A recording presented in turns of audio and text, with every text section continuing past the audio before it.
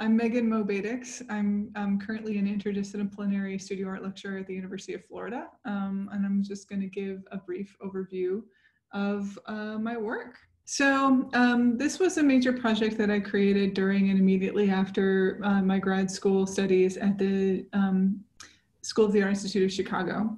This was version 5 of a work called A Lab for Apologies and Forgiveness. I was really invested in an anaerobic bacteria called Geobacter sulforeducens. And what that bacteria does is it breathes radioactive uranium.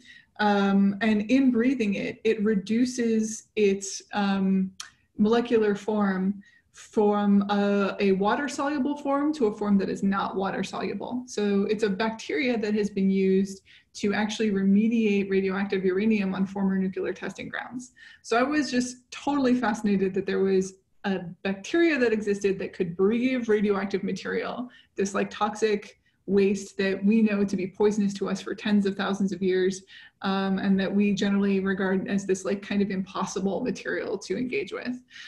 So I ended up going to the Symbiotica BioArt residency in Western Australia in Perth, after studying briefly and working briefly with scientists in La Trobe University in Melbourne in Australia, who were working directly with this Geobacter bacteria.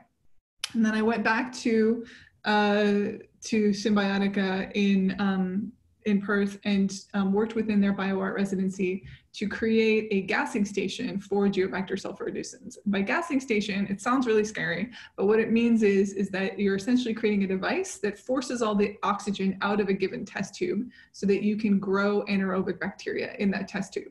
So in making this device, what I ended up doing was modeling it after the air conditioning unit that was in the lab that I was working in, because what I wanted to create was a device that articulated our shared acts of respiration. Even though we were breathing different air, me and the bacteria, we were both breathing and sharing space. And so what I ended up doing was, after building this device, was crafting a performance for it in the lab itself, and videotaping that, creating that for a small kind of audience. The style of work performance for this series of body of work ended up being kind of performative lectures. So what it ended up being was more of a performative lecture about the bacteria itself and nuclear legacy within Australia, mostly facilitated by the British government, as well as the process of making the gassing station. This was work I created actually a year later with the Fermi National Accelerator Laboratory outside of Chicago.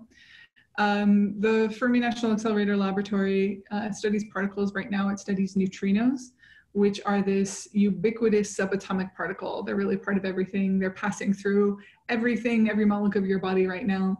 But they're very little understood. And so what Fermilab does is it shoots a beam of neutrinos from its location to a receptor a few states away, as a way of kind of examining the travel of neutrinos and kind of where, how they change in that travel and how they behave. But there are 3 different types of neutrinos. Not that they are essentially different, but that they behave differently when they hit different receptors. So depending on how a neutrino hits a receptor, it spins or creates a specific pattern. And so scientists have declared these to be 3 different types based on those kind of motions. And so what I ended up doing was interviewing physicists who were working on neutrinos and drawing from their research, as well as the physical experience of being at Fermilab and creating this installation that was video and a kind of long print work and some sound that intercut interviews with the physicists with sounds of the neutrino beam signal. So you wandered through the space and you were kind of immersed by relics from the physicists' kind of research and these videos I had created of neutrino patterns. This was a performance I gave at the Museum of Contemporary Art in Chicago, where I'm really interested in breath as a behavior that crosses different kind of species barriers and that creates its own rhythm. So I have an EEG headset on in this performance that is measuring my brain waves. There's a significant amount of research that shows that how you breathe affects affects the brain waves that you're creating, and essentially your physical state within your brain. This is something that's also been geared in terms of research around meditation. It's been proven that like very experienced meditators produce different brain waves than regular folks when they're like taking a deep breath. So I essentially cut together a video of animals breathing at the local John Ball Zoo in Grand Rapids, where I was currently, where I was living and working at the time, and created a kind of choreography of breath where you could see me breathing along with the animals in the video. And then you could also see the ways that that breath, that physical breath in the moment, was affecting my brain waves at that time via the app that was on screen. So, and then you also had my physical presence in the room breathing. And the piece was called Flicker Fusion Threshold, because I was also looking at frame rates and respiratory rates within video as a connecting force. So again, like these ideas of like rhythm and breath and cycle and connection. Exploring connections is very much part of my work. Speaking of breath, this was a work that I ended up creating inspired by a single breath from the movie Erin Brockovich, where there's a moment in the movie where Erin Brockovich's boss is like frustrated and he gives this sigh, and it's this sigh of acceptance and exasperation and frustration, but also knowledge. And it has so many things in it in terms of politics and gender relations and that sort of thing. And so I ended up dressing up as this lawyer boss and Erin Brockovich, and walking around the local town of Hinckley, where the movie is actually based, where I had a residency with the Center for Land Use Interpretation Research Station with some colleagues at the time. And so I re-performed this single sigh all over Hinckley, California, and created this video that is a mix of a pixelated burn from a DVD of the movie and some audio from an environmental report of the region, which actually indicates that the underground flume of pollution that is narrated in the movie has never quite stopped spreading. So I'm just going to show a very quick, like 1 minute sequence. Contaminated groundwater is pumped from the subsurface.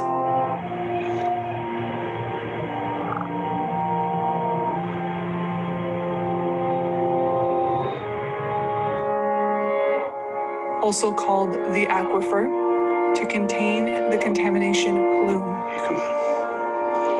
Agricultural reuse. This was a short work I did called Embracing the Void, where I'm literally hugging the void within Heiser's Double Negative. There's a little tiny version of me down there reading a red cap that you can see the down center bottom portion of the frame. This is one of the works from a kind of greater project that I did called Systems of Pain, Networks of Resilience, where I was looking at processes of recovery across different species and disciplines. So I would work from a specific location and interview people about their professional and personal processes of recovery, and then create a work in response to it. And often it was a video or a performance. This is a portrait of me and the performing objects that were in the work and that kind of traveled to different chapters of it. This is a very brief, I'll only play like a minute of an excerpt from a performance. The person writes a table, then places a tablecloth on top, then a cornucopia, the oranges, a vase, and then a knife. I was sitting with my friend Amy, who I was really close to this whole time, in the basement of a coffee house. Well, it's a basement coffee house called Crescent Moon. We were sitting kind of in this back corner in two chairs next to one another, and it was sort of dim lighting. And we were having a conversation, and something she said, like not anything, it was just something normal, she said, triggered a really intense memory for me. And it was at a time when that was still happening very frequently.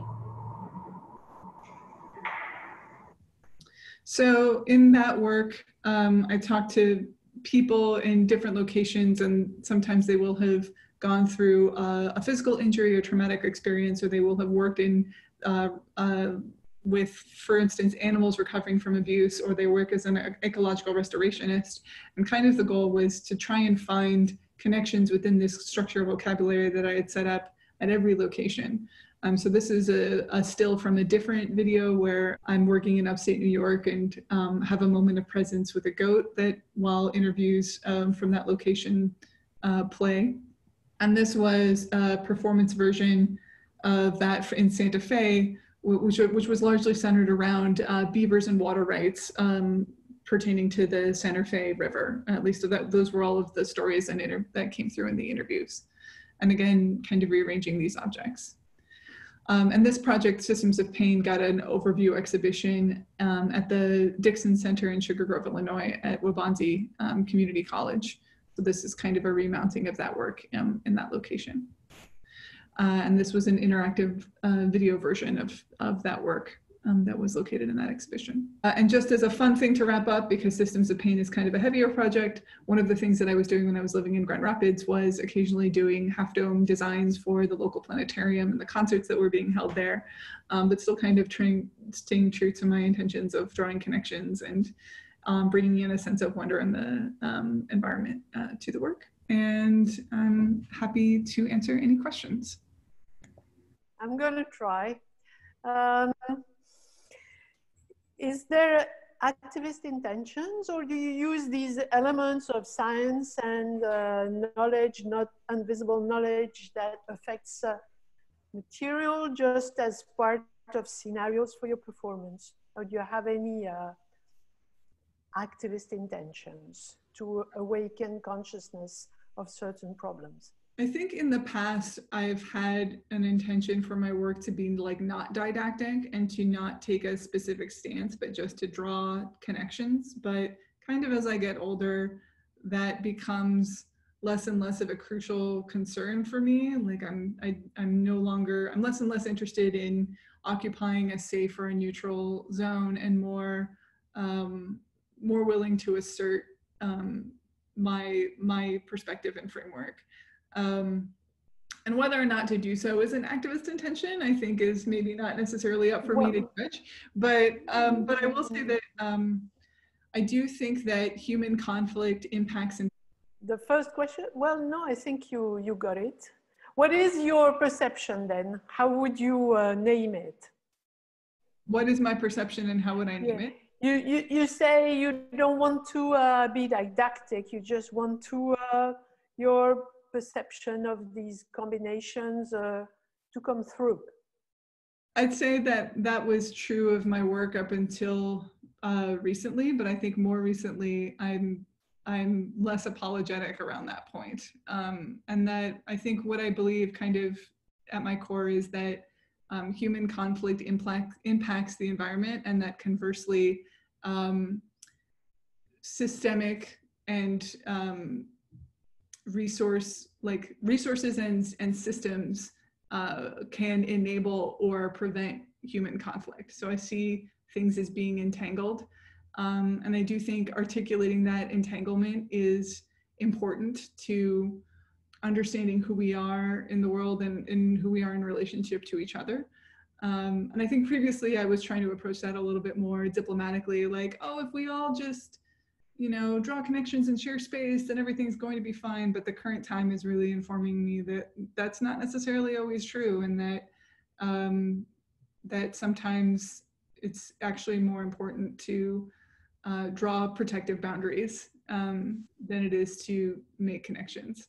I'm very interested in, it seems that I've followed a similar path in that I didn't want to necessarily, I wanted to be more accepting of people within the environment, and that diversity is, a good thing for humankind.